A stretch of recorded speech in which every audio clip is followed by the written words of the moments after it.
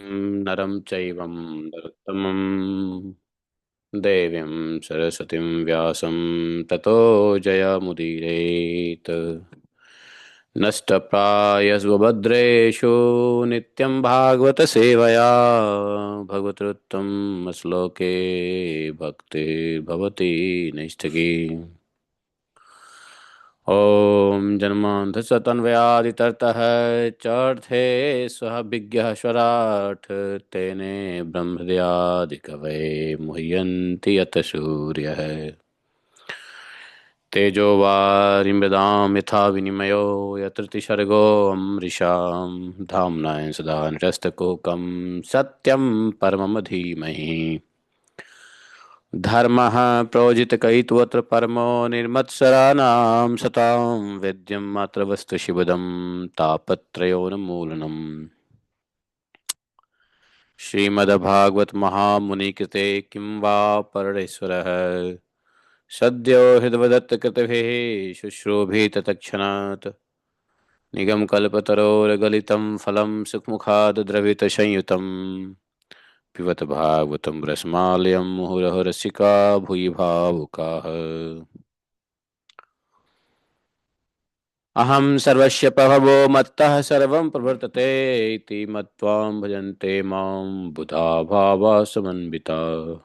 मच्चित्ता मद्गतप्राणा बोधयन्तः परस्परं कथयतश्च मां नित्यं तुष्यन्ति च रमन्ति च। तेषामेवानुकम्पार्थम् अहम् अज्ञानजं तमः नाशयात्मभावस्थो ज्ञानदीपेन भास्वता। अहमेवास्मेवाग्रे न अन्यत् सतसत्परं पश्चादिमते तस्यैव शिष्येत स्वस्मि अहम्। ऋतेऽर्थं यत् प्रतीयेत न प्रतीयेत चात्मनि तद्विद्यादात्मनो मायां यथा भासो यथात्मः। यथा मान्ति भूतानि भूतेषु चावचष्यनु प्रविष्टानि अन्यप्रविष्टानि तथा तेषु न तेषु अहम्। एतावदेव जिज्ञासुं तत्त्वजिज्ञासुनात्मना अन्यव्यतिरेकाभ्यां यत्स्यात् सर्वत्र सर्वदा। हरे कृष्ण कृष्ण कृष्ण हरे हरे हरे राम राम राम हरे हरे।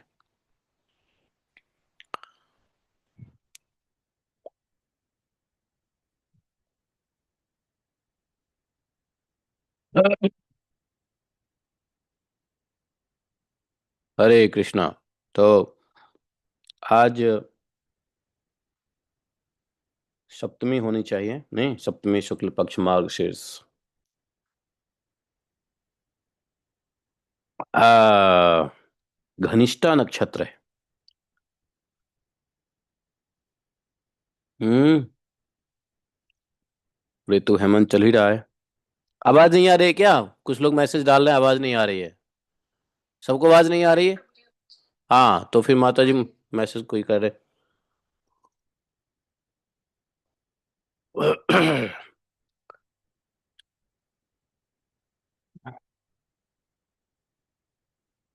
तो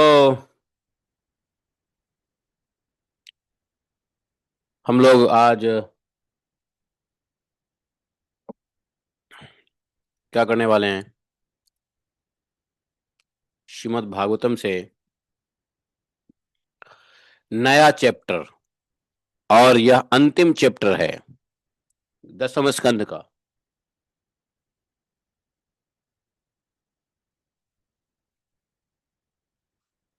10th कैंटो का लास्ट चैप्टर है। 90तमो अध्यायः।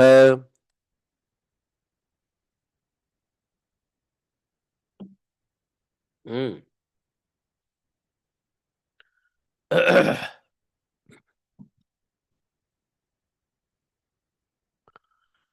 भगवान का लीला विहार का वर्णन है इस अध्याय में। और इस अंतिम अध्याय में भी आनंद ही आने वाला है, तो चिंता का विषय नहीं है। चलिए शुरू करते हैं। श्री शुकवाच।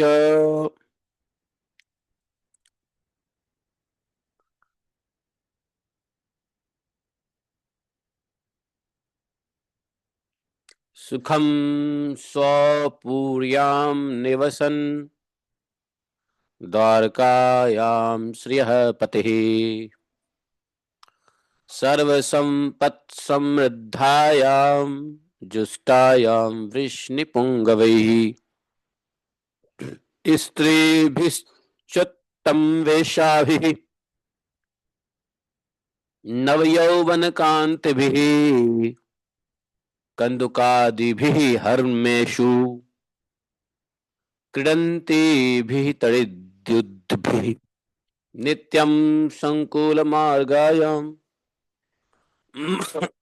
मदच्युतभिः मद्गजैः स्वलङ्कृतैः भटैरस्वैः रथैश्च कनकोज्ज्वलैः ॐ अज्ञानतिम्रान्धस्य ज्ञानाञ्जनशलाकया चक्षुरुन्मीलितं येन तस्मै श्रीगुरवे नमः। श्रीचैतन्यमनोभीष्टं स्थापितं येन भूतले स्वयं रूप कदा मह्यं ददाति स्वपदान्तिकम् वन्देऽहं श्रीगुरोः श्रीयुतपदकमलं श्रीगुरून् वैष्णवांश्च श्रीरूपं साग्रजातं सहगण रघुनाथान्वितं तं सजीवं साद्वैतं सावधूतं परिजनसहितं श्रीकृष्णचैतन्यदेवं श्रीराधाकृष्णपादान् सहगण ललिता श्रीविशाखान्वितांश्च हे कृष्ण करुणा सिंधु दीनबंधु जगतपते गोपेश गोपिका कांतम राधा कांतम नमस्तुते तप्त कांचन गौरांगी राधे वृंदावनेश्वरी वृषभानुसुते देवी प्रणमामि हरिप्रिये वाञ्छाकल्पतरुभ्यश्च कृपा सिन्धुभय एव च पतितानां पाप्नेभ्यो वैष्णवेभ्यो नमो नमः। जय श्री कृष्ण चैतन्य प्रभु नित्यानंद श्री अद्वैत गदाधर श्रीवासादि गौर भक्त वृंद। हरे कृष्ण कृष्ण कृष्ण हरे हरे हरे राम राम राम हरे हरे। हरे कृष्ण कृष्ण कृष्ण हरे हरे हरे राम राम राम हरे हरे।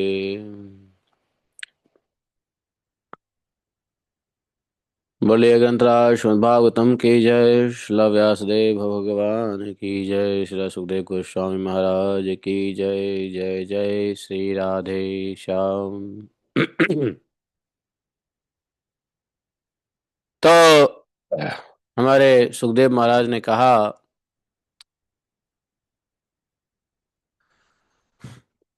परीक्षित जी,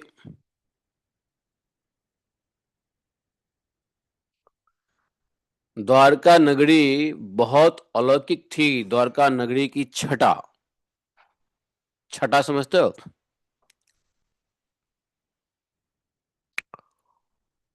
हाँ।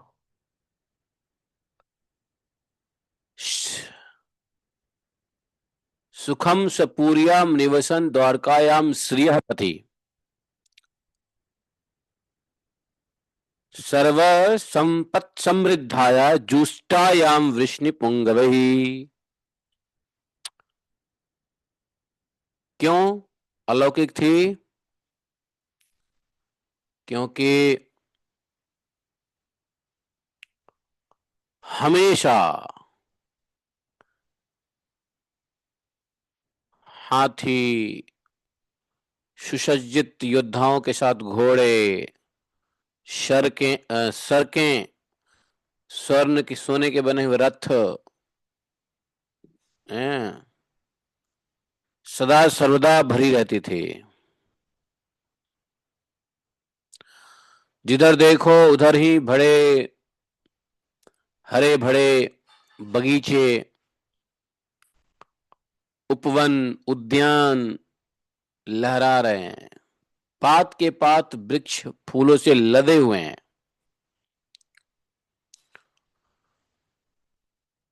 और भौरे गुनगुना रहे हैं। और पक्षी क्या कर रही हैं? कलरव कर रही है। और सभी प्रकार के संपत्तियों से भरा पूरा है।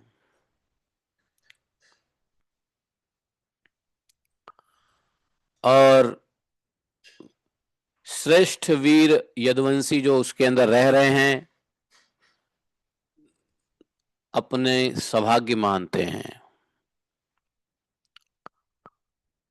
वहां की स्त्रियां भी बड़ी सुंदर वेशभूषा में विभूषित थी।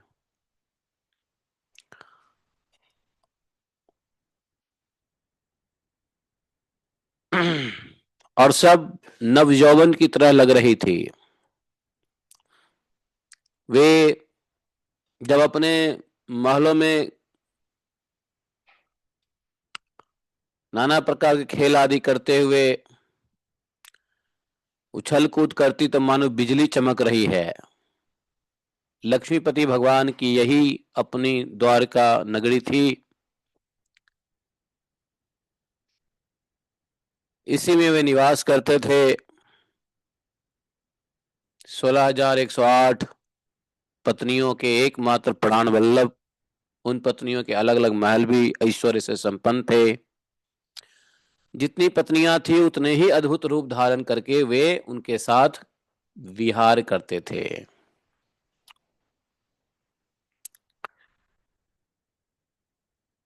ऐसे नगर में रहने वाले लोग अपने आप को सौभाग्यशाली मानते थे।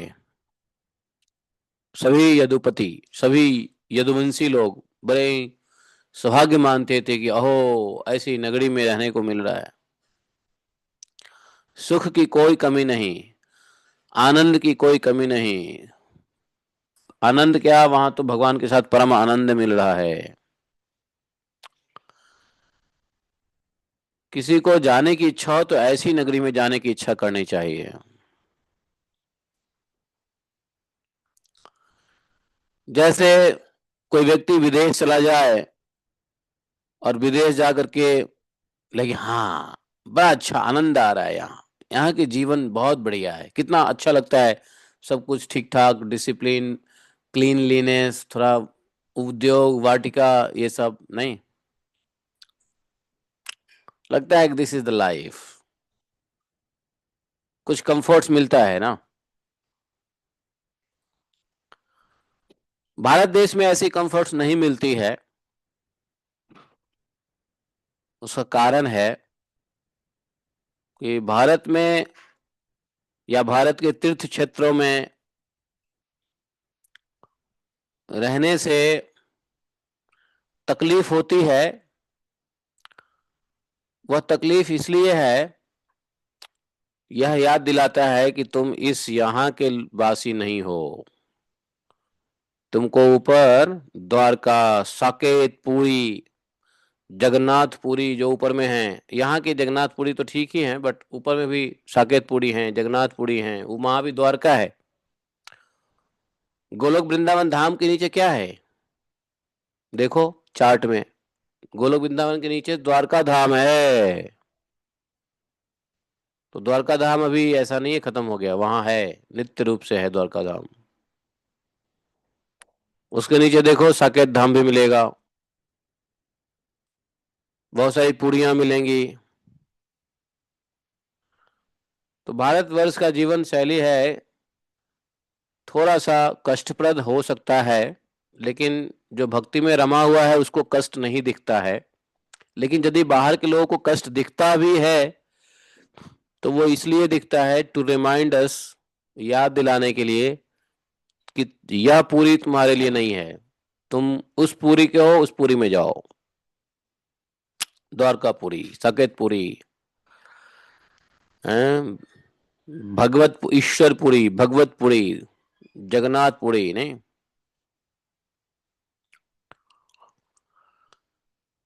इसलिए भारत, ये मैं क्यों कह रहा हूं, क्योंकि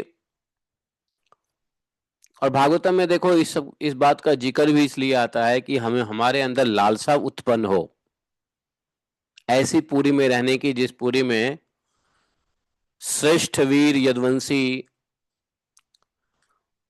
रह करके अपने को सौभाग्य मानते हैं। नहीं।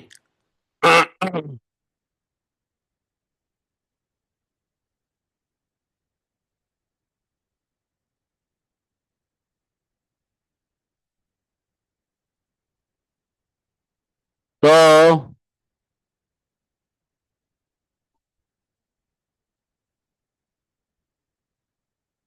कोई भारत आना चाहता है तो इसकी आध्यात्मिक वैल्यू को देख करके, न कि यहाँ के आनंदमयी वातावरण को देख के, न कि यहाँ के रोड और पेड़ पौधे को देख करके।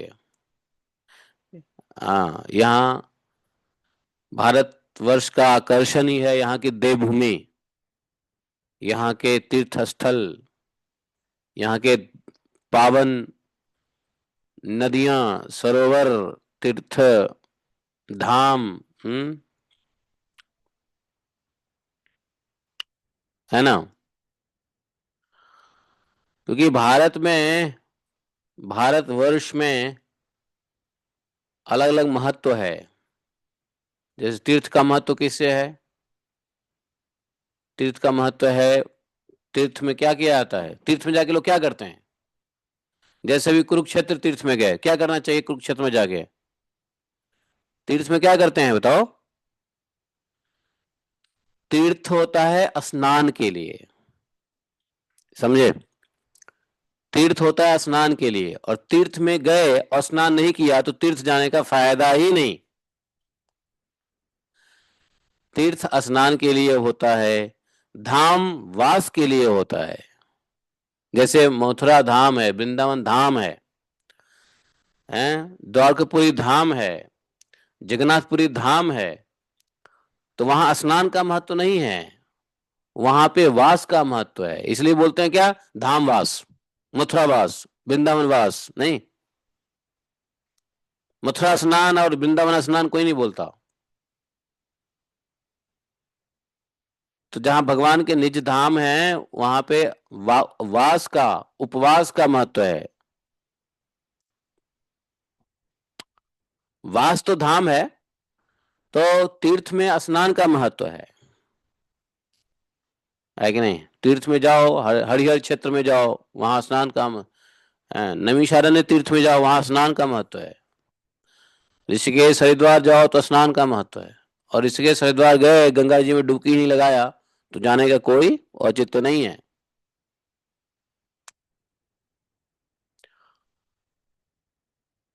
तो ये जो तीर्थ धाम है, दिव्य क्षेत्रम है,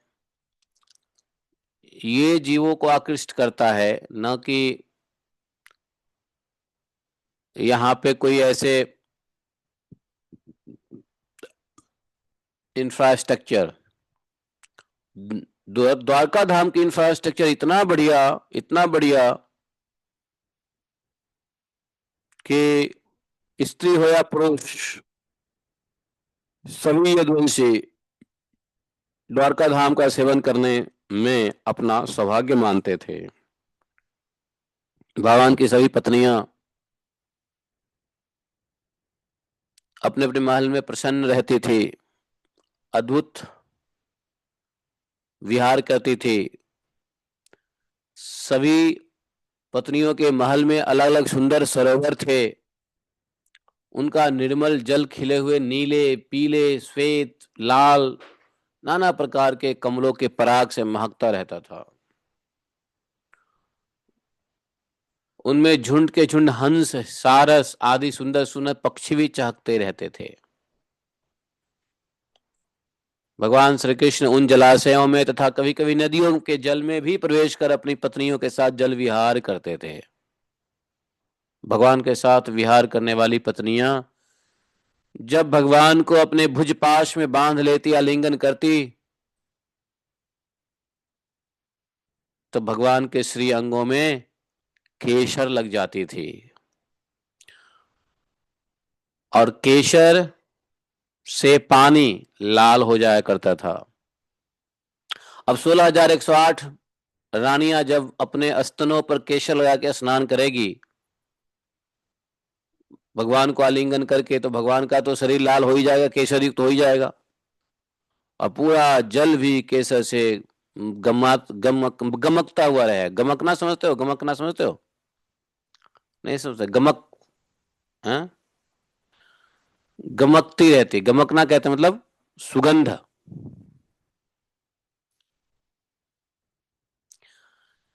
ये अंत में क्यों कह रहे हैं ये सब?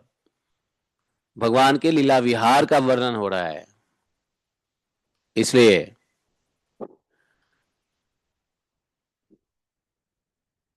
उस समय गंधर्व उनके यश का गान करते, सूत मागध और बंदीजन बड़े आनंद से ढोल बजाते, मृदंग बजाते, नगारे बजाते, वीणा बजाते।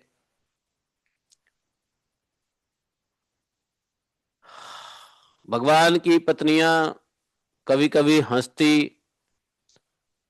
हंसते पिचकारियों से उन्हें भिगो देती, वे भी उनको भिगो देते। इस प्रकार भगवान अपनी पत्नियों के साथ क्रीड़ा करते, मानो यक्षराज कुबेर यक्षिणियों के साथ विहार कर रहे हों। ऐसा यक्षराज भी करते हैं, यक्षराज कुबेर। ये सब काम वास्तव में यक्षराज कुबेर ही करते हैं, यक्षिणियों के साथ खूब मस्ती करते हैं। इसीलिए तो कुबेर का पुत्र था जो वही कर रहा था ना, है, जल क्रीड़ा नहीं कर रहा था नंगे स्त्रियों के साथ जल में, जहां नारद जी आए देख लिया है, नल कुबेर मणिग्रीवा।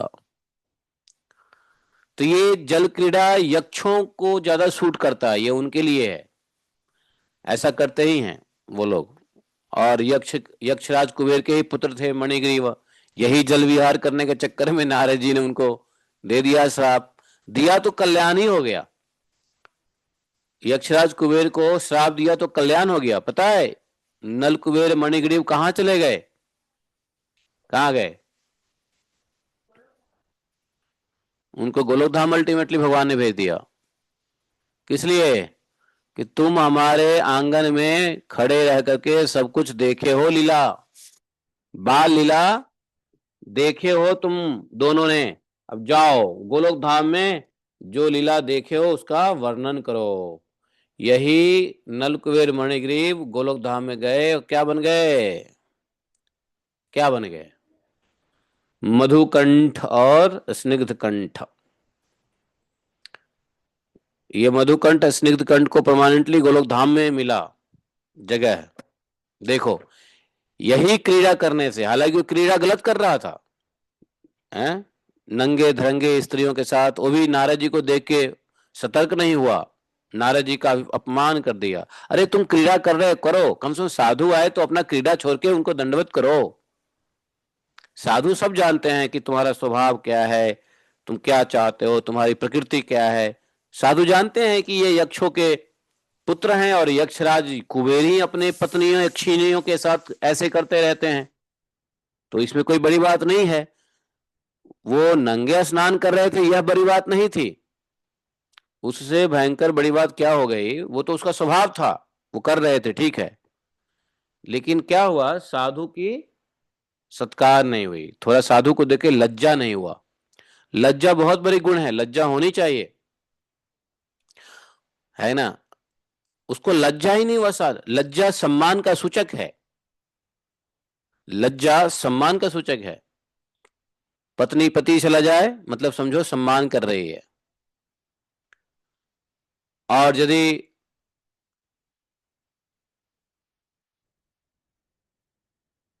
यहाँ की गुरु शिष्य भी, शिष्य गुरु के सामने थोड़ा लज्जा भाव से बात करता है, अ, कुछ कहने पूछने में भी शर्माता है, धाक खाता है। लज्जा को धाक भी कहते हैं, मालूम है? हमारे यहाँ की शुद्ध हिंदी भाषा है, संस्कृत की भाषा अलग है वो तो। धाक, धाक भी कहते हैं। धाक होता है, एक लज्जा का धाक होता है। तो लज्जा आभूषण है, लज्जा को सम्मान के दृष्टिकोण से देखा जाता है। लजाना मतलब सम्मान देना। भगवान को देख करके गोपियां भी लजाती थी, राधा रानी भी लजाती ही थी। लज्जा। तो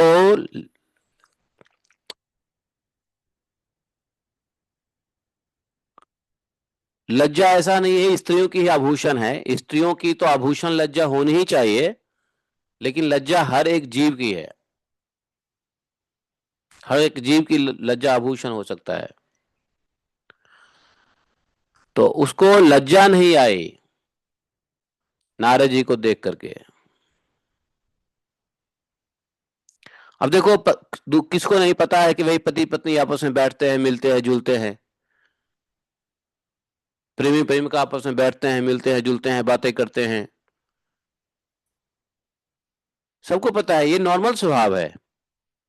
लेकिन कोई साधु आए और साधु के सामने ही पत्नी के साथ बैठे हुए हैं और साधु को उठ करके दंडवत नहीं किया, पूछा नहीं, तो साधु का तो असम्मान हो गया। तो नल कुबेर मणिग्रीव यक्षराज के पुत्र थे। कुबेर, उनका स्वभाव ही था यक्षिणियों के साथ विहार करने का। वो ठीक कर रहे थे, कोई दिक्कत नहीं है। गलती कहाँ हुई?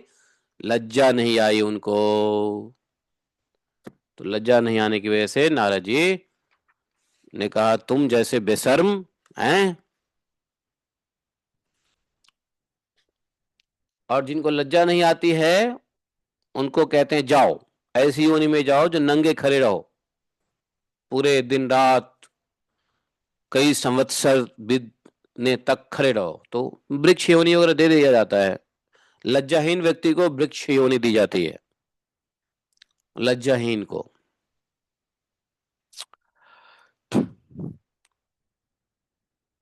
तो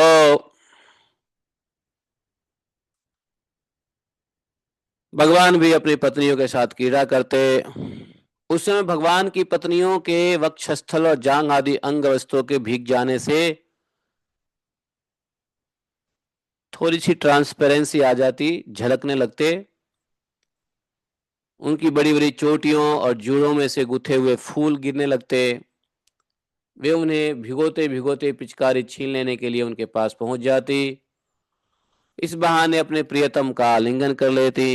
उनके स्पर्श से पत्नियों के हृदय में प्रेम की भाव की अभिवृद्धि हो जाती, जिससे उनका मुख कमल खिल उठता।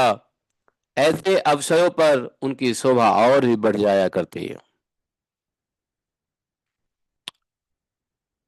तो देखो,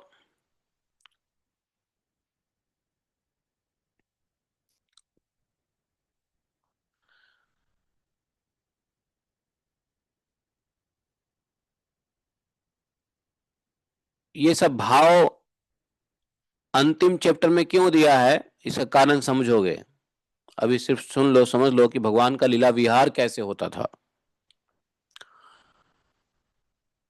तो पहले बताया कि जैसे रानियों के वक्ष स्तर पर लगी हुई केसर के रंग से भगवान के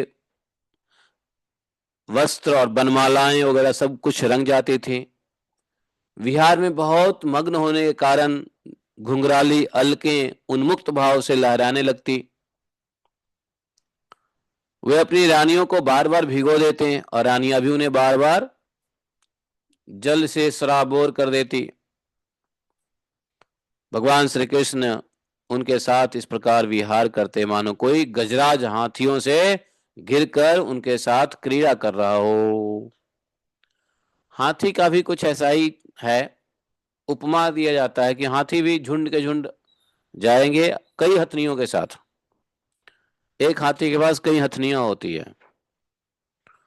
वो जाते हैं अपने बच्चे हथनियों के साथ, जल में प्रवेश करके खूब मस्ती करते हैं, फिर बाहर निकल के धूल ढाल के फिर चल देते हैं। ये गजराज लोग करते हैं। मस्ती से नहा भी लेते हैं, बाहर निकल के फिर अपने सूंड से अपने शरीर पे मिट्टी डाल के मस्ती से चल देते हैं। उसको होते हैं गज स्नान। नहाने के बाद अपने ऊपर ही मिट्टी डाल लेना।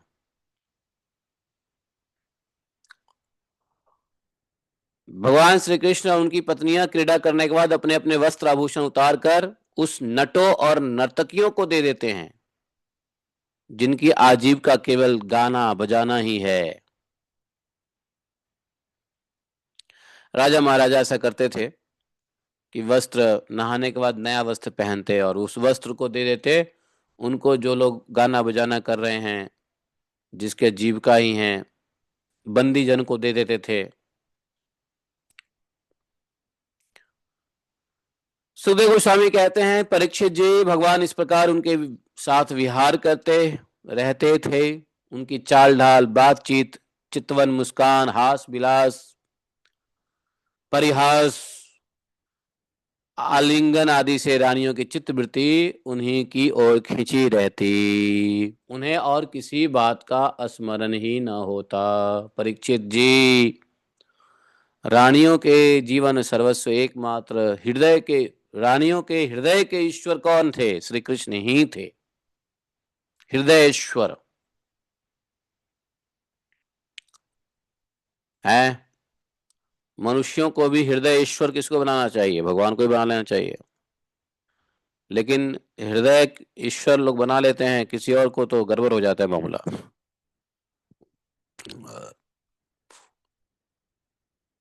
भगवान को, भगवान तो ईश्वर है ही,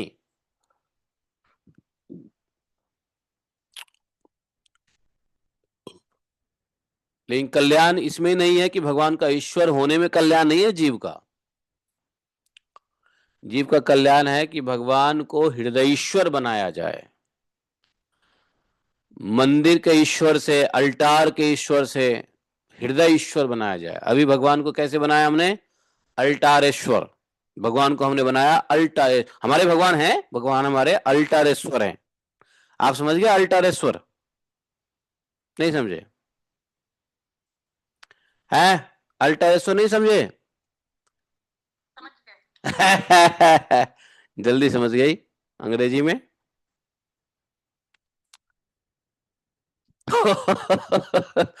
भगवान की बड़ी पूजा होगी, बड़ा बढ़िया सब कुछ होगा, अल्टारेश्वर बना दिया भगवान को, है?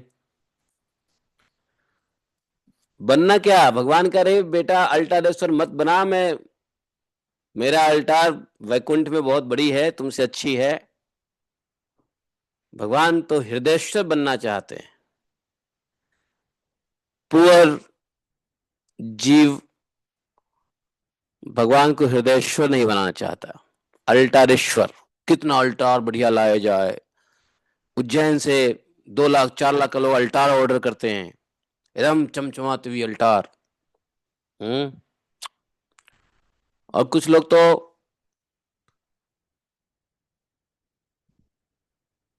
फील करते हैं प्राउड कि मेरे यहाँ अल्टार बहुत बढ़िया है, आइए जरा देखिए। भक्त आते हैं, अल्टार देखते हैं, प्रभु जी कितना बढ़िया अल्टार बनाया, मस्त बनाया। कहाँ से लाए? उज्जैन से। कितने का? 4 लाख का। उज्जैन में छोटे से छोटे अल्टार 1.5 लाख रुपए का है। 2.5 बाई 3 फीट, वो भी 1.5 लाख रुपए का मिलता है। जानते हो ना, उज्जैन टेम्पल इस्कॉन का अल्टार डिस्ट्रीब्यूशन में अव्वल है। देश विदेश से वहां अल्टार एक्सपोर्ट होते हैं। तो हृदयेश्वर हैं भगवान अपने पत्नियों के।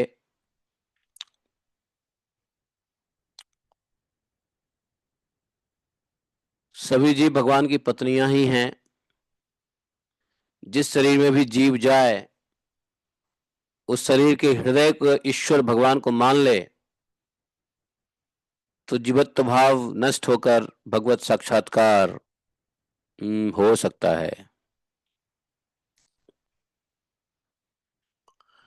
कोई व्यक्ति किसी को अपना पत्नी क्यों बनाता है? जब हृदय से वो स्वीकार करता है कि नहीं, you are for me, I made for you, हृदय से स्वीकार करता है।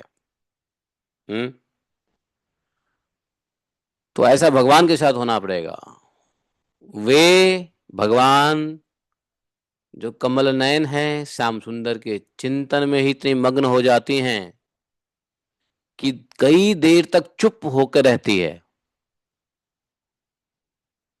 और चुप रह करके, उन्मत्त होकर के असंबद्ध बातें कहने लगती है। कभी कभी तो भगवान श्री कृष्ण की उपस्थिति में ही, प्रेम में पागल होने के कारण, भगवान पास में ही है, भगवान दूर नहीं गए हैं, लेकिन पास में ही रहने से प्रेम इतना बढ़ जाता है कि विरह का अनुभव करने लगती है, अपने को मन में भाव आ जाता है कहीं भगवान छोड़ ना दे। भगवान के प्रेम में इतना पागल हो रही है कि थोड़ा क्षण मात्र भी यदि यह विचार आ जाए कि व्हाट इफ मेरे ईश्वर मुझे छोड़ देंगे तो क्या होगा, और विरह का अनुभव करके जानते हो भगवान के सामने ही ना जाने क्या क्या कहने लगती। भगवान सुखदेव गोस्वामी सुना रहे हैं कि सुनो, ये पत्नियों का प्रेम, भगवान के पत्नियों का प्रेम देखो। यहाँ पे एक बात समझ लो, भगवान के पत्नियों का प्रेम ये कोई साधारण जीवों का प्रेम मत समझना, बल्कि भगवान के पत्नियों का जो प्रेम है ना, वो हर एक जीव को होना चाहिए। यहाँ कोई मटेरियल एंगल देने की आवश्यकता नहीं है, सांसारिक एंगल पति पति देने की आवश्यकता, और न ही इस बात को पढ़ने समझने के बाद ये सोचना चाहिए भगवान ने ऐसे पत्नी के साथ किया तो हम भी अपने पत्नी के साथ ऐसे ही रास विहार करेंगे, आनंद लेंगे, हमारे घर में स्विमिंग पूल होनी चाहिए, हम भी नहाएंगे भगवान की तरह। नहीं, ये नहीं करना। ये उद्देश्य नहीं है सुखदेव गोस्वामी महाराज का।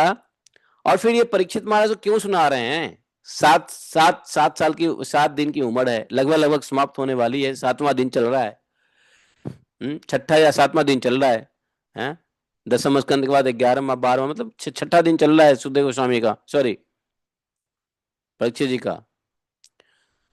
तो कोई व्यक्ति भगवत प्राप्ति के लिए भागवतम सुन रहा है तो ये कहने की क्या आवश्यकता है, लीला विहार सुनाने की क्या आवश्यकता है? हैं? तो आवश्यकता है जब भी तो सुना रहे हैं, नहीं तो क्यों सुनाते हैं?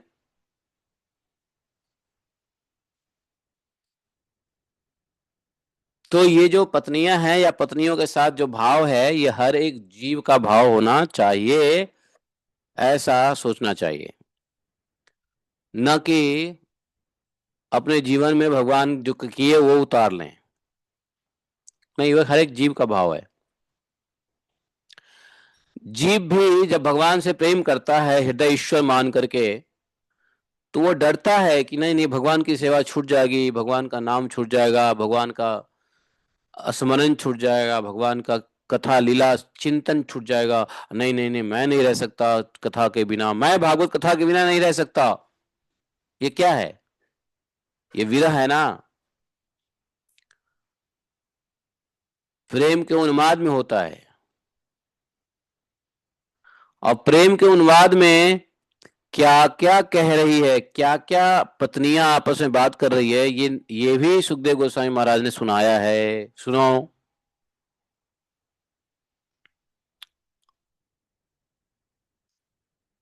रानिया कहती है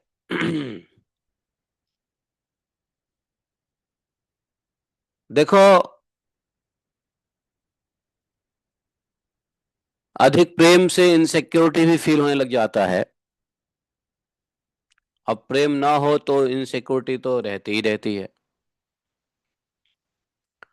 अब प्रेम नहीं हो तो इनसिक्योरिटी का मतलब ही नहीं है, क्योंकि जब प्रेम ही नहीं है तो वैसे भी क्या फायदा? गड्ढे में जाओ या कुएं में जाओ, कीचड़ में जाओ, क्या फर्क पड़ता है? जब प्रेम ही नहीं है तो संसार में डूबे रहो। क्योंकि जब भगवत प्रेम नहीं है तो मतलब संसार के प्रति पागलपन है।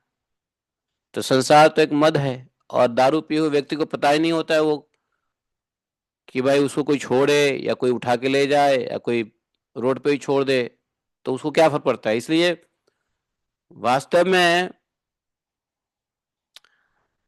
वास्तव में प्रेम में ही होता है विरह का भाव, प्रेम में ही होता है डर का भाव, प्रेम में ही होता है। जैसे रुक्मिणी जी को हो गया, रुक्मिणी जी को जैसे ही भगवान ने उल्टी सीधी बातें कह दिया, रुक्मिणी जी को यह बुरा नहीं लगा कि भगवान ने उनसे उनके चरित्र पे अंकुश अंगुली दिखा रहे हैं कि नहीं नहीं तुमको तो दूसरा कर ले, जाओ तुम दूसरे पति कर लो, अभी भी समय है, छोड़ दो मुझको। तो लक्ष्मी तुल्य लक्ष्मी थी ही, तो रुक्मिणी जी ये नहीं सोचा कि भगवान हमको कह रहे हैं दूसरे के साथ अभी शादी कर लो। साधारण महिला, संसार की महिला क्या सोचेगी? गुणमयी महिला क्या सोचेगी? हम चरित्रहीन हैं क्या? हम अपने पति को छोड़कर दूसरे के साथ जाएंगे? और ऐसी बात कह कैसे दिया? हाउ डेयर यू टू से लाइक दिस? ये रुक्मिणी जी ने नहीं कहा कृष्ण को, नहीं।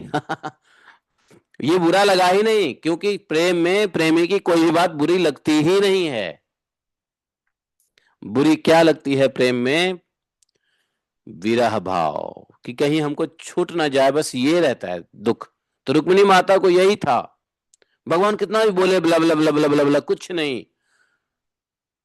बस एक चीज का भनक चिंतन हो आया, कहीं ऐसा तो नहीं है ये स्वयं हमसे अलग होना चाहते हैं, या ये हमको अलग कर देंगे। मैं तो नहीं जा रही किसी राजा के पीछे। हम्म।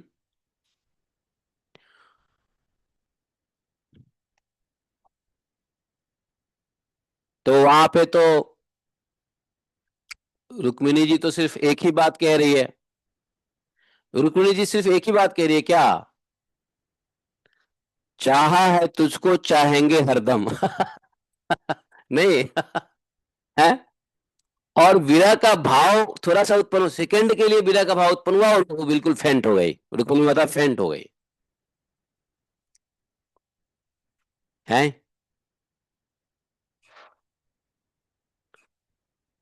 तो ये जो विरह का भाव है, ये सिर्फ प्रेम में होता है।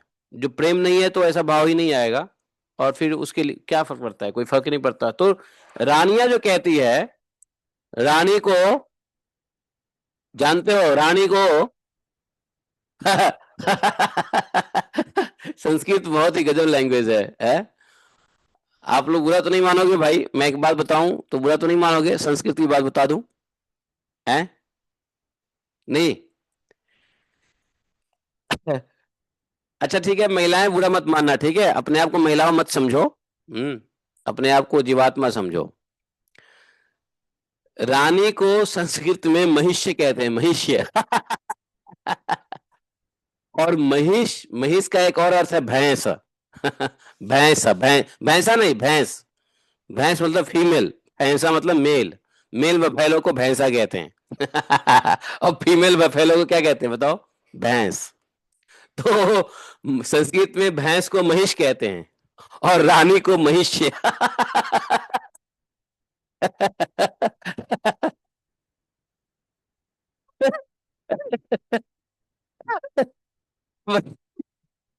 बताओ।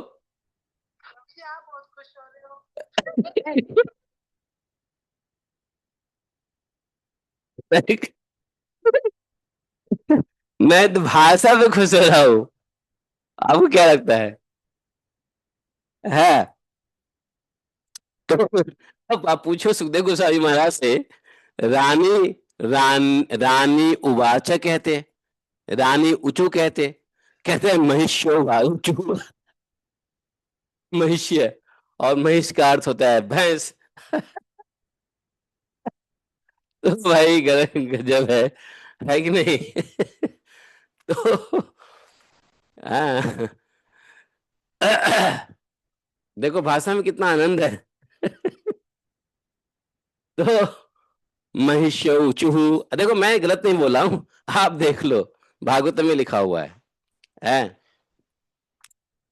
हमारे गांव में जब हम छोटे थे, मिथिला में, तो मिथिला में गांव में जो भैंस होता है ना, भैंस, तो बोलते थे अरे हमर महिष कत गलो। महिष मतलब हमारी भैंस कहाँ गई? अरे हमारे मही हमार महिष को कख देख ले या, मतलब आपने देखा है महिष को कहीं गए हुए? महिष बोलते हैं वहां भैंस को, महिष।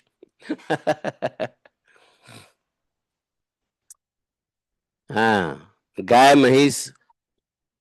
स्वीट है हाँ आपकी भाषा में। बहुत स्वीट है। हाँ। अरे बहुत स्वीट है। और हम तो क्या बोलते हैं, क्या बोलते हैं, हम तो कौवा वाला हमारी भाषा है। हम हमारे मुंह से स्वीटनेस नहीं आएगा, वहां के लोगों से सुनोगे तो स्वीटनेस आएगा। आप भी बोलते अच्छी लगती है। तो मैं वही सोच रहा हूँ कि ये सुखदेव महाराज क्यों लिखते हैं महिष्यौचु, खाली खाली पीली हंसाने वाली बात। रानियां कहती है महिष्यौचु कुररी बिलपसी त्वं वीत निद्रा न शेषे। अच्छा, मंगेश प्रभु कह रहे हैं, क्या कह रहे हो जरा बोलो, मतलब अब मुझे ये मैसेज इस पे पढ़ने में दिक्कत होगी। क्या बोल रहे थे? मराठी में बोलते हैं। मराठी में क्या बोलते हैं? महिष महिष। अच्छा, मराठी में महिष बोलते हैं। हाँ। स्त्री को या भैंस को? अच्छा, भैंस को। ओके ओके ओके, तो ठीक है।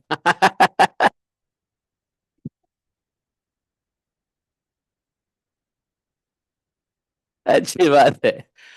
लेकिन यहाँ रानियों को महिष्य कहा है। ठीक है, महिष। कई रानियां हैं इसलिए महिष्य हो गया। वैसे महिष मतलब रानियां। अरे दिव्या गोपी माता जी क्यों हंस रही है इतना मत हंसो। ये भाषा है तो क्या करें। अच्छा, तो मराठी में, मराठी मराठी बहुत क्लोज टू संस्कृत है सत्य में। सत्य है कि मराठी बहुत क्लोज टू संस्कृत है, इसलिए मराठी में बहुत सारे संस्कृत के विद्वान मराठी में हुए हैं। जानते हो, आपटे वापटे कापटे कामटे, इतने सारे संस्कृत के वोकेबुलरी, शब्दकोश, व्याकरण, है ना। संस्कृत के विद्वान या तो महाराष्ट्र में हुए हैं या हमारे मिथिला में हुए हैं, और कहीं तो संस्कृत के विद्वान हुए ही। और बनारस में जो हैं वो भी मिथिला से आए हुए ज्यादातर लोग हैं, है कि नहीं। तो देख लो। तो रानिया कहती है कुरड़ी बिलपसी तम वीत निद्रा न शेषे सपीत जगति रात्रामीश्वरो गुप्तबोध वयमिव सखी कश्चिद गाढ़ निबिच्यताः नीलनयन हासोदार लिलेक्षितेन। हैं, समझे? तो ये रानियां कहती हैं, अरे कुररी, अब तो बड़ी रात हो गई है, संसार में सब और सन्नाटा छा गया है। देख, इस समय स्वयं भगवान अपना अखंड बोध छिपा कर सो रहे हैं, और तुझे नींद नहीं आती। तू इस तरह रात रात भर जागकर विलाप क्यों कर रही है सखी? कहीं कमल नयन भगवान के मधुर हास्य, लीला भरी उदार स्वीकृति सूचक चितवन से तेरा हृदय भी हमारी तरह ही बिंद तो नहीं गया है। तो कह रही, अरे चकवी, तूने रात के समय अपने नेत्र क्यों बंद कर लिए हैं? क्या तेरे पतिदेव कहीं विदेश चले गए हैं कि तू इस प्रकार करुण स्वर से पुकार रही है? हाय हाय, अब तो तू बड़ी दुखिनी हो गई है, परंतु हो ना हो, मैं तेरे हृदय में भी हमारे समान ही भगवान की दासी होने का भाव जग गया है। क्या अब तू उनके चरणों पर चढ़ाई पुष्पों की माला अपनी चोटियों में धारण करना चाहती है? अहो समुद्र, अब जन द्वारकापुरी में समुद्र है ना, समुद्र के बीच में है द्वारकापुरी। तो कह रही है, भो भो हो, सदा निष्कटन से उदन वह लब्ध निद्रो अधिगत प्रजागर किं वा मुकुंदा प्रहृतात्मा लक्षण प्राप्ताम दशाम तम च गतो दुरत्ययाम। अरे ओ समुद्र, तुम हमेशा गरजते ही रहते हो। समुद्र में हमेशा समुद्र ओ करता रहता ना अपनी लहर से, तो तुम हमेशा गर्जन करते रहते हो। तुम्हें नींद नहीं आती है क्या? ऐसा लगता है कि तुम हमेशा जागते रहने का रोग लग गया है। परंतु नहीं नहीं नहीं, हम समझ गए, हमारे प्यारे श्याम सुंदर ने तुम्हें, हमारे श्याम सुंदर ने तुमसे धैर्य, गंभीर आदि स्वभाव गुणों को छीन लिया है। तुम अधैर्य होकर के क्या करते रहते हो? कोलाहल करते रहते हो। समुद्र के पास में यदि किसी के घर में गए हो तो आप देखोगे हमेशा समुद्र की गड़गड़ाहट आती रहती कि नहीं रहती है? मैं तो समुद्र किनारे रहा हूं इसलिए मुझे बड़ा अनुभव है ना। समुद्र के पास में रहो, देखो जो पुरी में चले जाओ, बीच साइड में कुछ जगह पे रह के देखो कैसे कोलाहल होता रहता है, समुद्र की आवाज आती रहती है ना। तो कहती है, शायद श्याम सुंदर ने ही तुम्हारे धैर्य, गांधीर्य आदि स्वाभाविक गुण छीन लिए हैं, क्या इसी से तुम हमारे ही समान ऐसी व्याधि के शिकार हो गए हो? बेटा, अगर हो भी गए हो तो इसकी कोई दवा नहीं है। श्याम सुंदर जिसको धैर्य कर दें, श्याम सुंदर जिसके स्वाभाविक गुण छीन लें, वो धैर्य कैसे रख सकता है, गंभीर कैसे हो सकता है? भाई, श्याम सुंदर जिसको आकृष्ट कर दे, वह व्यक्ति तो पागल की तरह मारा मारा फिरता है। हैं? चैतन्य महाप्रभु देख लो, हा कृष्ण करते, दीवार में टकराते, खंभों से टकराते, कहीं गिर जाते हैं। हैं? ऐसा भगवत प्रेम कौन चाहेगा? लोग कह रहे ना ना ना, मुझको ऐसा प्रेम नहीं चाहिए जिसमें मतलब आदमी टकराने लगे, मतलब जिसमें आदमी भागने लगे, जिसमें आदमी मतलब होश ही ना हो शरीर का। ना ना, ऐसा प्रेम नहीं चाहिए। हमको तो बस थोड़ा सा प्रेम चाहिए, थोड़ा सा संसार में नौकरी चाकरी भी चलना है, प्रेम भी चाहिए, बेटे पोते को भी देखना है, घर भी देखना है, थोड़ा प्रेम भी मिल जाए, थोड़ा थोड़ा सब मिल जाए, थोड़ा थोड़ा सब मिल जाए, है ना? ऐसा प्रेम नहीं चाहिए, पागल वाली प्रेम। हाँ, क्यों? हैं? ऐसा पागल वाली प्रेम कोई चाहता है? चैतन्य महाप्रभु ने जैसा प्रेम का वो दिखाया है भगवत प्रेम में, हा कृष्ण है, ऐसा प्रेम भी नहीं चाहिए हमको कि मेरा घर ही छोड़ दे। अरे कैसे, अभी हमारे दो चार बच्चे हैं, अभी बच्चों के बच्चे होने हैं, उसकी शादी देखनी है, इतनी संपत्ति है, घर है, दुकान है, मकान है, गाड़ी है, घोड़ा है। ऐसा प्रेम नहीं चाहिए कि आदमी घर छोड़ के चला जाए। ना ना ना ना, हे भगवान, ऐसा प्रेम मत देना, घर में ही रह के आपकी मैं अल्टारेश्वर भगवान, हे मेरे अल्टारेश्वर भगवान, आप घर में रहो, हम भी घर में रहें।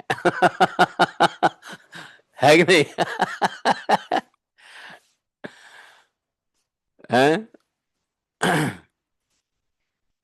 लेकिन जब भगवान प्रेम करते हैं तो ऐसा दिव्य उन्माद देते हैं, नींद तो आती नहीं, नहीं सोने का रोग लग जाता है?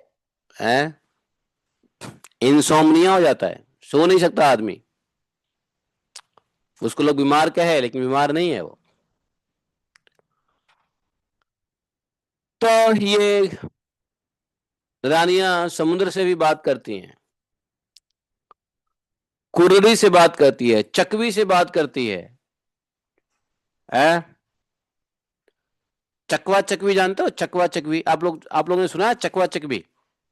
नहीं सुना ना? इसको गुजराती में चकला चकली कहते हैं शायद। हाँ, गुजराती है यहाँ कोई? चकवा चकवी को क्या बोलते हैं गुजरात में? चकला चकली कहते हैं। तो चकवा चकवी एक प्राणी होता है, समझे, पक्षी होता है, चकवा चकवी। जब चकवा चला जाता है ना, तो चकवी क्या करती है मालूम है? आंख मूंद लेती है। आप लोगों को यही नहीं पता है? कबूतर हो गया। क्या? कबूतर। कबूतर? नहीं, कबूतर नहीं होता है। ये चकवा चकवी जो है, उसको चकला कहते हैं। चकवी जो है मादा होती है, मतलब फीमेल होती है। चकवा जो है ना, जिसको चकला कहते हैं, चकवा भी कहते हैं, चकला कहते हैं, तो वो नर होता है। दोनों एक साथ रहते हैं, दिन में एक साथ रहेंगे, लेकिन रात में क्या होता है मालूम है? वो अलग अलग हो जाते हैं। इनका चकवा चकवी का क्या होता है कि रात में चाहे तो एक साथ नहीं रह सकते हैं, और दिन में वो एक साथ ही रहते हैं। तो रात को जब चकवा चकवी से अलग हो जाते हैं, तो वो चकवी क्या करती है? आंख मूंद लेती है, वो देखती ही नहीं है, समझे? तो मतलब इसको क्या बोला, चकवा चकवी से, मतलब एक कवि थे, उनका नाम था विद्यापति। विद्यापति मिथिला के कवि थे, विद्यापति। देखो, दो कवि हुए हैं जिसके रचनाओं को चैतन्य महाप्रभु ने बार बार सुना है, बताया था। एक तो जयदेव महाराज, जयदेव गोस्वामी महाराज, और दूसरे विद्यापति जी जो मिथिला से थे। दोनों के लिखे हुए भगवान की प्रार्थना सॉन्ग्स, ये सब चैतन्य महाप्रभु बहुत पसंद करते थे विद्यापति के। तो विद्यापति जी इस चकवा चौकी के बारे में लिखते हैं। बहुत सारे गीत है, मिथिला भाषा में है। हम लोग बचपन में वो गीत विरह के रूप में सुना करते थे। दूर से आवाज आती थी, सुबह सुबह 4-5 बजे, सुबह सुबह 3, 3, 4 बजे उठते थे पढ़ने के लिए, तो दूर से आवाज आती थी और ऐसा लगता था कि दूर से कोई कुछ गा रहा है। तो एक दिन पता किया कि कौन गा रहा है, कैसे गा रहा है, क्या गा रहा है। तो पता चला, क्योंकि सुबह में शांति रहती है, 3-4 बजे शांत, कोई ठंड का मौसम, शांत वातावरण, और हम लोग पढ़ने के लिए उठते थे 3-4 बजे। तो वो शांति से आवाज सुनाई देती थी, दूर से आवाज आती थी, और उसको कहते हैं विरहा। विरहा गीत गाते थे वो लोग। तो दूर के खेत में कोई रखवाला होता था जो विरहा गीत, तो पुराने बूढ़े होते थे और विरहा गीत गाते थे, विरहा गीत। और ये विरहा गीत विद्यापति जी ने, मैथिल मैथिल कवि कहते हैं, मैथिल कवि विद्यापति जी ने बहुत सारे विरहा गीत लिखा है, जिसमें चकवा चकवी के बारे में भी लिखा है। उन्होंने चकवा किसको कहा है? चकवा कहा है आत्मा को, और चकला चकवी मतलब चकला चकवी, चकवी बोला है आत्मा को और चकला बोला है भगवान को। तो चकला जो है चकवी से अलग हो जाता है रात को। कैसे? जैसे कर्मों के कारण जीव भगवान से दूर हो जाता है। ये मैं भाव बता रहा हूं ये एक सॉन्ग का भाव बता रहा हूं। किसके सॉन्ग का? विद्यापति जी के सॉन्ग का, मैथिल कवि विद्यापति जी। कभी मौका मिले तो मैथिल मैथिल कवि विद्यापति जी के गाना वाना निकाल लेना, उसके अर्थ समझ लेना, है तो मजा आ जाए। चेतन महाप्रभु खूब रिलीज करते थे विद्यापति जी के गीत को। मुझे जब यह बात पता चला तो मैंने कहा हाय हाय, मैं तो भैया बचपन से विद्यापति जी के गीत को सुनता आया हूँ मिथिला में, और उसको चेतन महाप्रभु आनंदित लेते थे। बड़ी गजब की बात, अच्छी बात है, आनंद आ गया। तो वो अपने गीत में कहते हैं कि आत्मा चकवी है, भगवान चकवा है, चकला है। और चकला क्या करते हैं? चकली से अलग हो जाते हैं रात को, जैसे कर्मों के कारण जीव भगवान से दूर हो जाता है। और सुबह जब होता है, अर्थात सुबह क्या, जब जागो तब सुबह। तो जब जब जीव जगता है, कहते हैं जीव जागो गौड़ा चंद बोले। तो जब भगवान के आदेश, भगवान और गुरु के आदेश पे जब जीव जगता है, तो पुनः भगवान के पास जाता है, भगवान के सम्मुख जाता है। तो उसको सुबह को बोले भगवान का मिलन, आत्मा जीवा परमात्मा का, भगवान के साथ जीव का मिलन सुबह होता है। और रात्रि में जीव अलग हो जाते हैं। तो रात्रि क्या है? कर्म के जंजाल में पड़ना ही रात्रि है, अविद्या में फंसना ही रात्रि है। और विद्या मिल जाए तो भगवान के पास जाने की अनुभूति, मिलन ही सुबह है। तो बोले चकला चकली। मुझे याद आ गया, क्योंकि यहाँ पे गोपियां कह रही है, गोपियां नहीं, भगवान की पत्नी कह रही है चकवी के बारे में। इसका मतलब क्या है? गुजरात में आज भी इसको चकला चकली कहते हैं, वैसे चकला चकवी होता है। तो यहां तक कि जयदेव जी ने भी अपने गीत गोविंद में इस बात को लिखा है। कई कवियों ने चकला चकली को एग्जाम्पल दिया है आत्मा और परमात्मा का। चकला परमात्मा और चकली चकवी आत्मा। जानते हो क्या होता है? चकवा चकवी को परम प्रेम का प्रतीक माना गया है। ये जब अलग होते हैं ना रात्रि काल में, तो खूब रोते हैं, विरह की तीव्रता हो जाती है, और वो आंख मूंद करके अपने चकला को याद करती है, सुबह का इंतजार करती है। वही यहां पर यही बात भगवान की पत्नी ने कहा कि अरी चकवी, क्यों बंद कर लिया है तूने अपनी आंखें? नेत्रे निमील यसी नक्तम दृष्ट बंधु, तमरो रविषि करुणम बत चक्रवाकी। तुम क्यों अपना आंख बंद कर लेती है? क्या तेरे पतिदेव कहीं विदेश चले गए हैं? तू इस प्रकार से करुण स्वर से पुकार रही है।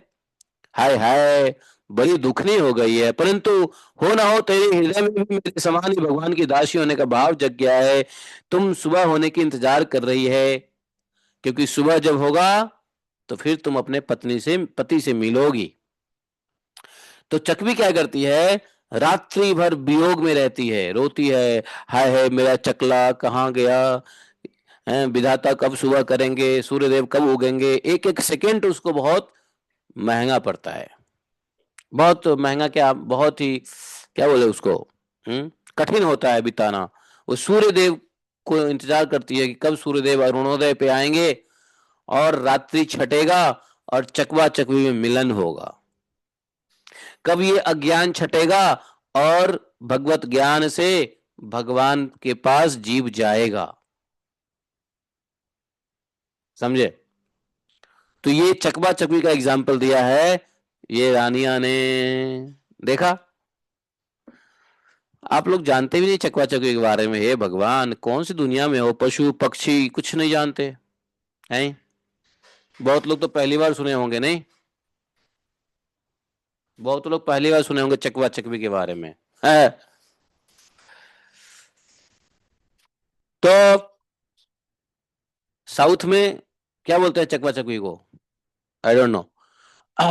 तो ये बहुत बड़ा है एग्जाम्पल है, जिसको तुलसीदास जी ने, जयदेव जी ने, विद्यापति जी ने, मीराबाई ने, यहां तक कि सूरदास ने भी अपने कई सारे लेखों में चकवा चकवी का एग्जाम्पल देते हैं, परमात्मा आत्मा का एग्जाम्पल देते हैं। यही बात रानिया कह रही है। हम्म। रानियों को क्यों याद आ रहा है चकवा चकवी? क्योंकि भगवान से ये विरह का अनुभूति कर रही है। अच्छा, अब रानिया समुद्र को भी कह दिया, चकवा चकवी को भी कह दिया, कुर्री को भी कह दिया। कुर्री भी एक पक्षी होता है, मालूम है?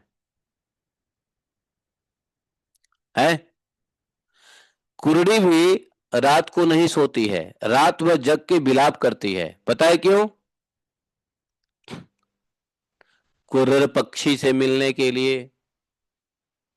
वही हाल चकवा का होता है, वही हाल समुद्र का है। अब ये रानियां क्या कह रही हैं? चंद्रदेव को पकड़ लिया। चंद्रदेव, चंद्रमा को देखी तो बोली, तुम यक्षमणा बलवतास गृहीत इंदो क्षीण तमो न निज दधीति भी क्षिणोषि कतचित मुकुंदम गतितानि यथा वयम तम विस्मृत्य भोः स्थित गीरूपलक्ष्यसेनः। चंद्रमा को पकड़ लिया। चंद्रमा, ये जानते हो, ये ठीक उसी प्रकार से हो रहा है जैसे गोपियों ने वेणु गीत गाया था। नहीं, गोपियों को वेणु से डाह हो गया। डाह समझते हो? डाह नहीं समझते? डाह हो गया था गोपियों को वेणु से। यारे वो वेणु, तू कौन से कर्म किया कि तू भगवान के अधरामृत का ही पान करता रहता है? जिस अधरामृत के लिए हम लोग, एक सेकंड की अधरामृत के लिए हम लोग तरसते रहते हैं, और तूने ऐसा कौन सा कर्म किया है कि तुम जो है भगवान के अधरामृत से चिपके रहते हो, होठों से चिपके रहते हो? वेणु गीत गाई है गोपियों ने, नहीं? उसके बाद गोपियों ने एक और गीत गाया है, कौन सी? भ्रमर गीत। भ्रमर के साथ गोपी बात करती है। यहां भगवान के पत्नी बात कर रहे हैं चंद्रदेव से, मलयानिल से, मेघ से, कोयल से, समुद्र पत्नी नदियों से, हैं? चकवा चकवी से, कुकरी से, हैं? बात कर रही हैं। ये वो विरह है, ये पत्नी का विरह है, वो गोपी का विरह था, नहीं? चंद्रदेव को क्या कहते हैं? चंद्रदेव, तुम्हें बहुत बड़ा रोग यक्ष्मा हो गया है, इसी से तुम इतने क्षीण होते जा रहे हो, हैं? अरे राम राम, अब तो तुम अपनी किरणों से अंधेरा भी नहीं काट सकते। क्या हमारे तरह ही हमारे प्यारे श्याम सुंदर की मीठी मीठी रहस्य की बातें भूल जाने के कारण तुम्हारा बोलती बंद हो गई है क्या? क्या उसी की चिंता में तुम मौन हो गए हो?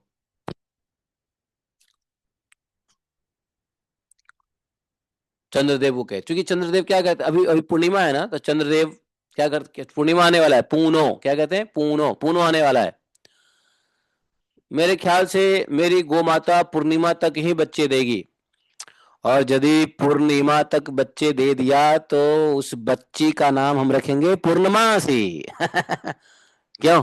पूर्णिमा, पूर्णिमा या पूर्णमासी या पूनम, ऐसा कुछ नाम रख सकते हैं कि नहीं रख सकते हैं? है? अगर गौड़ी के बच्चे आएगी, बच्ची आएगी, तो उसका नाम क्या रख सकते हैं? पूर्णमासी, पूनम, क्योंकि आज सप्तमी है और एक हफ्ता में शायद हो जाना चाहिए, पूर्णिमा तक हो। अब मेरे ख्याल से पूर्णिमा का ही इंतजार कर रही है गौड़ी। अच्छा नाम है ना? You like it? Nobody like it? हाँ।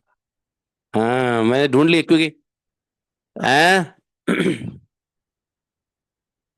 ये घी पिलाइए तो क्या? आराम से हो जाएगा। अरे हमारे गौड़ी आराम से हो जाता है, बाकी सब खिला पिला। अरे खिला पिला रहे हैं, इतना महंगा घी कहाँ से पिलाऊं? अरे उनको सरसों का तेल पिलाया जाता है, सरसों का तेल पौष्टिक होता है, इस समय में घी थोड़ी ना होता है। घी हवन के लिए बना है, तो सरसों का तेल पिलाया जाता है उसको, दलिया वलिया खिलाया जाता है, बहुत सारी चीजें होती है। हाँ, तो मैं कल रात को देख के आया था, स्थिति में हर रात को 11 बजे तक जाके देखता हूँ, और देख के समझ जाता हूँ कि भाई आज तो नहीं होने वाला। क्यों? क्योंकि जब बच्चे होने वाले होते हैं गोमाता के, तो वो 5 घंटा 6 घंटा पहले वो अस्थिर हो जाती है, जैसे उठेगी बैठेगी, वो सेफ जगह ढूंढेगी, दाएं बाएं करेगी, खाएगी नहीं, तो सब सिम्टम्स होते हैं। और वो जैसे लेबर पेन होता है ना, तो वो लेबर पेन का सिम्टम होता है। मनुष्य तो क्या है, लेबर पेन होता है तो चिल्लाता है, तो अब ले जाओ हॉस्पिटल। लेकिन गोमाता क्या चिल्लाएगी? वो उठेगी बैठेगी, डिस्कम्फर्ट रहेगी, है ना? तो वो इसलिए वो सब ऐसा कुछ सिम्टम नहीं है, वो सिम्टम आता है डिलीवरी के 6 घंटा पहले। तो मैं रात को 10 11 बजे ये सिम्टम देख के सो जाता हूँ, तो मैं समझ जाता हूँ आज नहीं होने वाला है, क्योंकि 6 घंटा बाद मैं नहीं उठने वाला हूँ सुबह 4 बजे। तो मैं समझ जाता हूँ अगर थोड़ी सी भी हरकत होगी तो मैं फिर रात में नहीं सोऊंगा या फिर गौशाला में ही सोऊंगा। तो मैं अपनी पूरी डॉक्टरी लगा देता हूँ गौ माता के साथ। है कि नहीं? उसके 2 घंटे तक वो परेशान होगी, 2 घंटे के बाद जो है ना, वो ब्लैडर निकलेगा, वाटर ब्लैडर निकलेगा, वाइट सा गुब्बारा। और वो गुब्बारा निकलने के 1 1.5 घंटे 2 घंटे बाद क्या होगा? बच्चा का पहला खुर बाहर निकलेगा। है? तो टोटल 5 6 घंटे की प्रोसेस लग ही जाता है सिम्टम देख के। तो मैं हर रात 11 बजे आजकल यही सब देख के सोता हूँ, है ना, गौ माता को। तो निश्चिंत हो जाता हूँ कि चलो ठीक है, आज ऐसा नहीं हो, ये मेरा अनुभव हो गया है। क्यों? क्योंकि ये तीसरा चौथा बच्चा है ना उसका, तो मुझे अनुभव हो गया है। यस। तो तो ये पूर्णिमा आने वाला है, चंद्रदेव अभी क्या हो रहे हैं, अपनी कलाओं को पुष्ट कर रहे हैं। जो कलाएं क्षीण हो जाती है अमावस्या में, और अमावस्या के दिन जब कलाएं बिल्कुल नष्ट हो जाती है, जिसमें पूरा अंधेरा भी नहीं निकाल सकता चंद्रमा, तो वही गोपियां गोपियां कहते हैं, पत्नियां कहते, भगवान की पत्नी कहती हैं कि अरे ते तू तो अब अंधेरा भी नहीं हटा सकता, क्या हमारी भांति तुम्हें श्याम सुंदर की मीठी मीठी रहस्य की बातें भूल जाने के कारण तुम्हारी बोलती बंद हो गई है, तुम उसी की चिंता में मौन हो रहे हो, है ना? पूर्णिमा की रात्रि जो होता है कुछ बोलता हुआ रात्रि होता है, और अमावस्या की रात्रि मौन रात्रि होता है, शांत अंधेरा, है कि नहीं? इसलिए चंद्रदेव को भी उन्होंने देख करके कहा कि तुमको रो राज यक्ष्मा हो गया है, तुम इतने क्षीण हो रहे हो। हम्म। और फिर जब इसे पूर्णिमा खत्म होता है तो शुक्ल पक्ष आता है, तो ये धीरे धीरे राज यक्ष्मा क्षीण हो जाता है, और फिर चंद्रमा पूर्णिमा के दिन उदय हो जाते हैं कंप्लीटनेस के साथ। ऐसा लगता है कि चंद्रमा में कोई रोग नहीं है, चंद्रमा की यक्ष्मा गायब हो चुकी है। लेकिन फिर क्षय होने लगता है। यह तो श्राप ही है, चंद्रमा को यह श्राप मिला है। नहीं, किसने दिया है चंद्रमा को यह श्राप, पता है ना? नहीं पता है? चंद्रमा को क्षीण होने का श्राप किसने दिया है? ससुर महाराज ने। क्या? किसने किसने? दोबारा बोलो। दक्ष दक्ष। हाँ, ससुर महाराज ने, वही तो बोला, ससुर महाराज ने। ससुर महाराज ने दिया है भैया, ससुर से बच के रहो, श्राप दे दिया तो गड़बड़ हो जाएगा। खैर, तो बोले मलयानिल, ओ मलयानिल, हमने तेरा क्या बिगाड़ा है, तुम्हें हमारे हृदय में काम का संचार कर रहा है। अरे तू नहीं जानता क्या, भगवान की इतनी चितवन से हमारा हृदय तो पहले से घायल हो रखा है।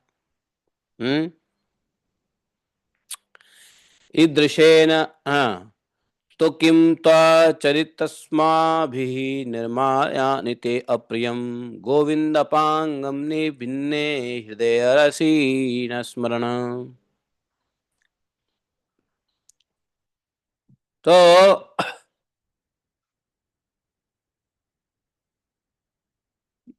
तो मलयालिन से कह रहे हैं, मलयानिल से कह रहे हैं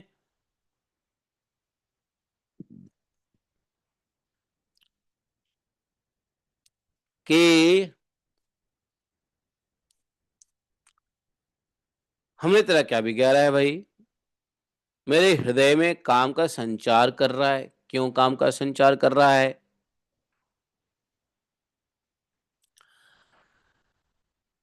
मलयानिल कहते हैं क्या मालूम है किसको? ये सुगंधित जो हवा है ना, सुगंधित मंद पवन जिसको कहते हैं?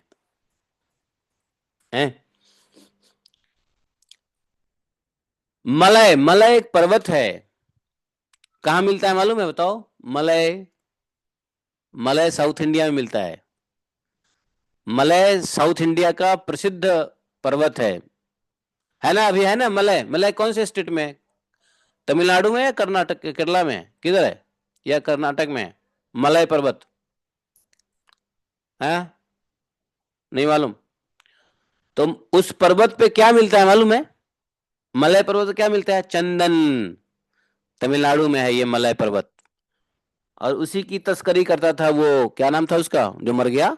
वीरप्पन। तो मलय पर्वत पे मिलता है चंदन, और वहां से जो है, आवाज कट रही है।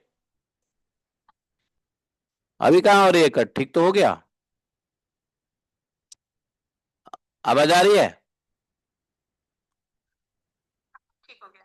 हाँ, तो मलय पर्वत कहाँ मिलता है? मलयानिल, मलयानिल, अनिल को कहते हैं वायु। मलय, मलय पर्वत, मलय पर्वत पे क्या होता है? मलय पर्वत पे होता है चंदन, और चंदन की खुशबू लेकर के जो हवा बहती है उसको मलयानिल कहते हैं। वो क्या करती है, वो हवा सूंघोगे ना, ऐसा लगेगा आहा, काम में, हृदय में काम का संचार करता है। हृदय से एक आवाज आएगी, दिल मांगे मोर, उसको बोलते मलयानिल। ओ सुगंधित हवा, तू क्यों मेरे हृदय में काम का संचार कर रहा है? मैं तो अरे तुम जानते हो, मैं पहले से, हम लोग पहले से ही भगवान के तिरछे चितवन से हृदय हमारा घायल हो गया है। तो इसलिए मलयानिल को कह रही है, मतलब हवा को, सुगंधित हवा वो कह रही है। समझे? अब उसके बाद ये गोपी कहते हैं, ये पत्नियां, भगवान की पत्नियां कहती है मेघ से, मेघ श्री मस्तमसी दैत्यो यादवेन्द्रस्य नूनम श्रीवत्सांकम वयम भवान ध्यायति प्रेम बध। अरे वो मेघ, तुम्हारे शरीर का सौंदर्य तो हमारे प्रियतम जैसा है। मेघ कैसा है? श्याम वर्ण। तो बोले तुम तो श्याम वर्ण हो, और ऐसे ही हमारे प्रियतम भी श्याम वर्ण है। अवश्य ही तुम यदुवंश शिरोमणि भगवान के परम प्यारे हो, तभी तो तुम हमारे यहाँ हमारी ही भांति भांति प्रेम पाश में बंध कर उनका ध्यान करते रहते हो। देखो देखो, तुम्हारा हृदय चिंता से भर रहा है, तुम उनके लिए अत्यंत उत्कंठित हो रहे हो ना? तभी तो बार बार उनकी याद करके हमारी तरह आंसू की धारा बहा रहे हो। जब पूरा घनघोर घटा छा जाता है तो क्या होता है? हैं? बारिश होती है ना, तो उस बारिश को पत्नियों ने कहा आंसू बहाते हो। तुम बार बार हमारे श्याम सुंदर जो तुम्हारे ही वर्ण के हैं उनको याद करके तुम आंसू बहाते हो।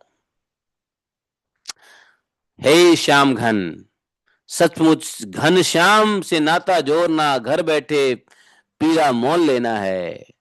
श्याम घन किसको कहा? मेघ को। और घनश्याम किसको कहा? कृष्ण को। देखो, श्याम घन मेघ, घनश्याम कृष्ण। तो बोले ओ श्याम घन, वास्तव में घनश्याम से नाता जोड़ना घर बैठे कष्ट मोल लेना है। और हम लोग सोचते हैं कि घनश्याम से भगवान से नाता जोड़ के हम सुखी रहेंगे।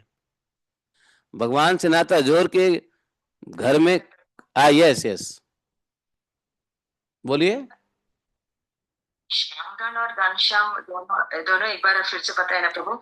श्याम घन मीन्स क्लाउड, क्लाउड। श्याम घन मीन्स क्लाउड। घनश्याम मतलब भगवान श्री कृष्ण। ठीक है, नहीं समझे? घनश्याम कृष्ण, श्याम घन क्लाउड। अब क्लाउड से समझ में आ गई बात? हरे Krishna. Cloud before raining. When it's raining, wife of Krishna says that you are tearing out. Why you are tearing out like me? Must we remembering Krishna like how we are remembering Krishna? अपने पति को हम याद कर रहे हैं, लगता है तू भी, you also remembering Krishna and you are tearing out. तो बारिश को बोला आंसू, आंसू बहा रहे हो। तुमको उनकी याद आ रही है जैसे हमको याद आ रही है। बोले कि हे श्याम घन, सच में घनश्याम से रिश्ता जोड़ना घर बैठे पीरा मोल लेना है। देखो एक बार बताऊं, घर में तो पीरा होगा ही होगा, चाहे कुछ। अरे 9 सवा 9 हो गया, ये लोग एग्जिट करने लग जाते हैं तो मैं सब टाइम देखता हूँ, 9:15 हो गया, इसलिए काफी काफी लोग एग्जिट हो जाते हैं, टक टक टक टक, आउट आउट आउट। ओके, तो 9:15 हो गया इसलिए लोग आउट हो रहे हैं। देखो, विघ्न है, ये सब विघ्न है। समय का ध्यान नहीं था, लेकिन एग्जिट एग्जिट हो रहे हैं लोग तो इसलिए ध्यान गया समय पे, क्योंकि लोग के समय का पाबंद रहते हैं ना लोग बाग। तो देखो ऐसा है कि ये जो पत्नी कृष्ण भगवान की हैं वो कह रही है कि घनश्याम से नाता जोड़ना घर बैठे कष्ट मोल लेना है। अरे भाई, अगर घनश्याम से नाता नहीं जोड़ोगे तो वैसे घर में कौन से सुख है? घर में तो कष्ट ही कष्ट है, नहीं? रोज लड़ाइयाँ, रोज ताने बाने, रोज रोज के हैं वही, उठो बच्चे को लंच दो, पति को लंच दो, भगाओ, फिर घर के काम करो, काम करवाओ, नहीं? थोड़ी सी डिस्कम्फर्ट हो, कुछ बोल दो तो अगला गुस्सा हो जाए, नहीं? तो घर में कौन सी, भाई घर में पीड़ा है नहीं क्या? घर में तो वैसे ही पीड़ा है।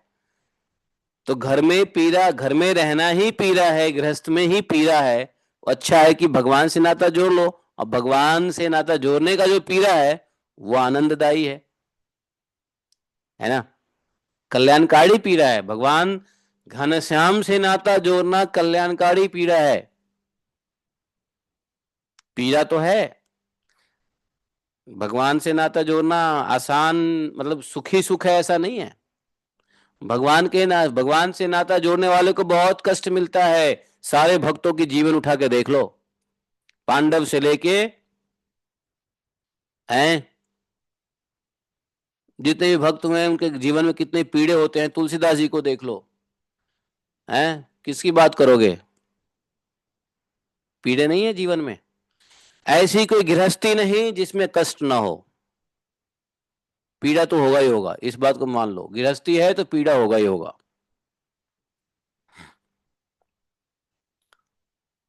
और ब्रह्मचारी सन्यास या वानप्रस्थी जो भगवान से जुड़ते हैं तो उनको ही पीड़ा होता है। भगवान श्याम घन से नाता जोड़ना पीड़ादायक तो है ही, समझे। अरे लैपटॉप का चार्जर लाओ जल्दी जल्दी जल्दी जल्दी, खत्म हो रहा है, ध्यान ही नहीं दिया, बैटरी खत्म हो रहा है लैपटॉप का। अच्छा मैंने लगता है ज़्यादा समय लिया है, बैटरी वैटरी सब डाउन हो रहे हैं, चार्जर लगा दो। समय भी अधिक हो गया है, अधिक नहीं बोलना चाहिए आज, फिर क्या बोलना है। तो यहाँ पे श्लोक संख्या 20 ही किए हैं, 50 श्लोक है। अभी तो कोयल को बोलेंगी, फिर समुद्र को बोलेंगी, है कि नहीं। तो ऐसा क्यों बोलती है, क्योंकि भगवान की पत्नियां भगवान से अनन्य प्रेम करती है।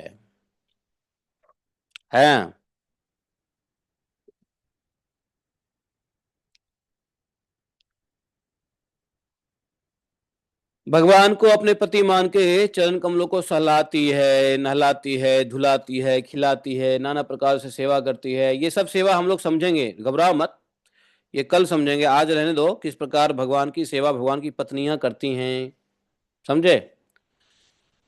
इसलिए जिसको परमेश्वर मानते हो उसको ऐसी ही सेवा करनी चाहिए।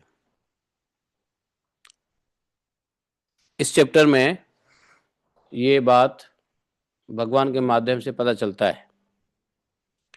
तो हम लोग 20 श्लोक किए हैं, इसलिए 20 श्लोक तक ही रहने दो, यहीं तक। श्याम घन, श्याम घन और घनश्याम, तो समझ गए क्या नाता है श्याम घन और घनश्याम में, नहीं समझे, कोई बात नहीं है। अब हम लोग कल आगे पढ़ेंगे, आज इतना ही करते हैं। बोलिए ग्रंथराज श्रीमद् भागवत महापुराण की जय। वैसे आज मेरा मूड था ये खत्म ही कर देते चैप्टर, आज ना 10वां स्कंद ही खत्म कर देते, लेकिन अभी 20 श्लोक, 20 पे पहुंचे हैं, 30 श्लोक जाना है तो समय लग जाएगा। मैंने टाइम पास कर दिया कुछ इधर उधर की बातें करके।